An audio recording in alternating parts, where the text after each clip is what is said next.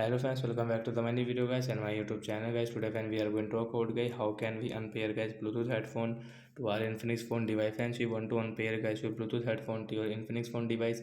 So then how can you unpair today friends? I will show you. I will tell you in this video. So before starting video friends, first of all go and subscribe the channel guys. Click the bell icon, like the video. So first of all guys, open your phone setting guys. After on phone setting guys, you can see this tab setting. Friends, click on guys your phone more connection guys, tap here. Friends, click on guys your phone Bluetooth setting.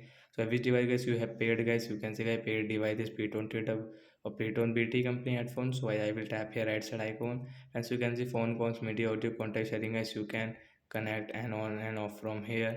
And guys you can see disconnect option, disconnect and forget. So let's click on forget to unpair. After unpair guys, we cannot use guys. If we use guys, you can see guys we will have to give permission again, then guys we can use this headphone, otherwise not. So we will off it and I will turn off all also our headphones. So that's it guys, thanks for watching the video. I hope friends you understood how to unpair Bluetooth headphone to Infinix phone. So bye guys.